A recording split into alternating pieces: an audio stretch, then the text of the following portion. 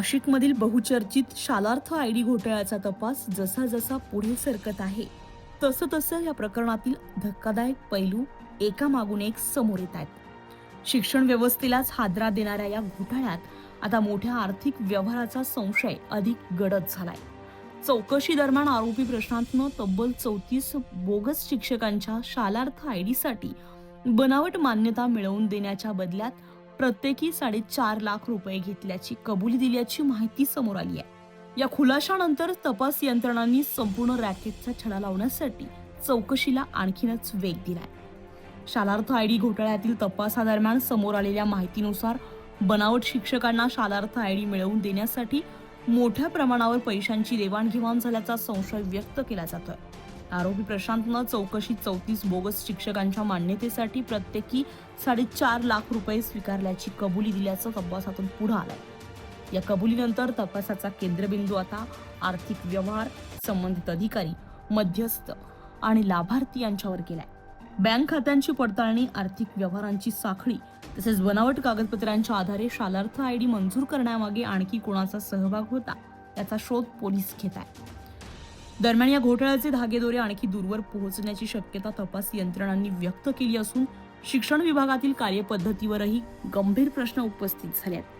या प्रकरणातील दोषींवर कठोर कारवाईची मागणी आता अधिक जोर धरू लागली आहे। Ready sir. नमस्कार, मी पोलीस इन्स्पेक्टर शेळके, आर्थिक गुन्हे शाखा, नाशिक रोड, नाशिक शहर। काल 2 दिवसापूर्वी प्रशांत वाडेले हा आरोपी आम्ही धुळे येथून आणलेला आहे। हा जो आरोपी आहे प्रशांत वाडेले यांनी शालार्थ घोटाळा आयडी घोटाळ्यामध्ये महत्त्वपूर्ण भूमिका केलेली आहे। तर काय केलेलं आहे करायचा तो ॲक्च्युली या शालार्थ आयडी म्हणजे काय? शालार्थ आयडी ही युनिक आयडी असते शिक्षकांना पगार मिळवण्यासाठी।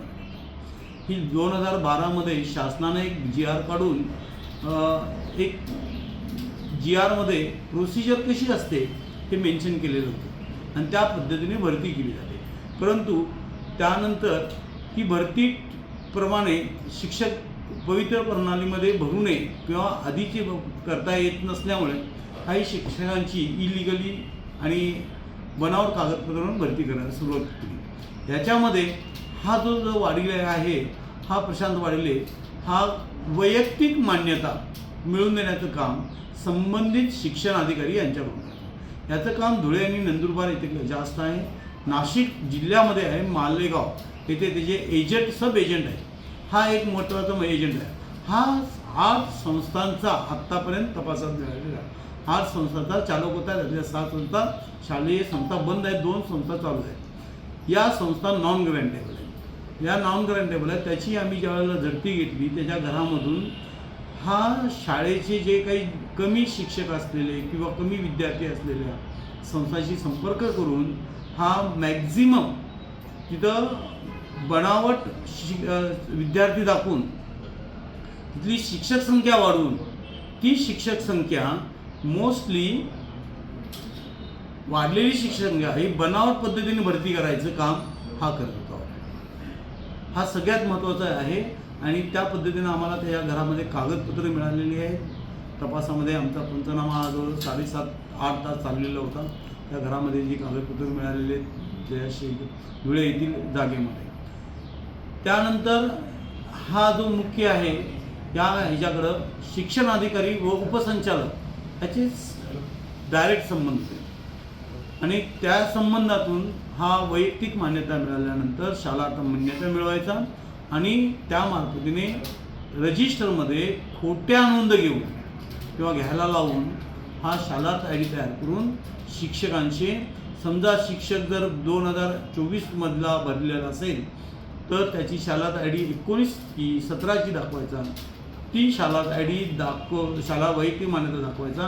परंतु ती शालार्थ वैयक्तिक मान्यता दाखवण्यापूर्वी 12-13 तो नेमणूक झाल्याची दाखवायचा आणि तसे त्याच्याकडे पूर्वीच्या काही टायपिंग रायटरवर जसं काही हे होते तसे कोरे कागदपत्र सापडलेले आहेत, ते जमा हाताळलेले।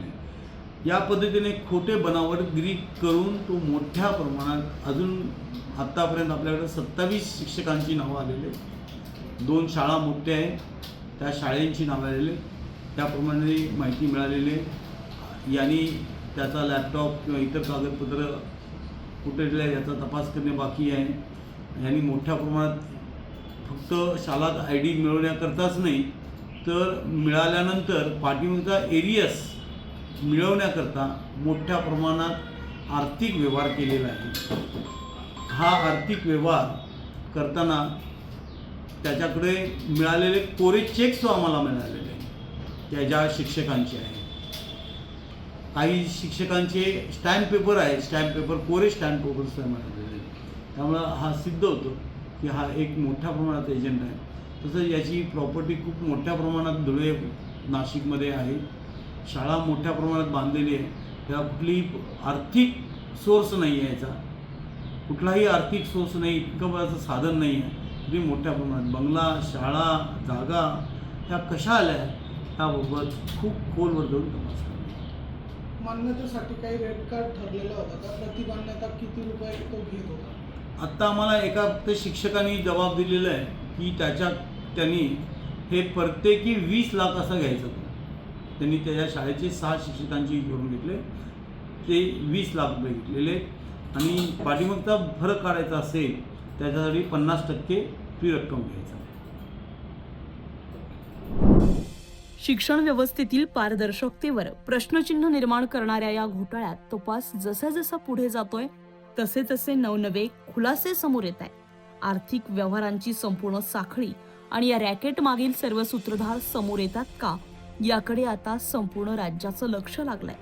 lokmat.com साठी किरण नाईक, नाशिक.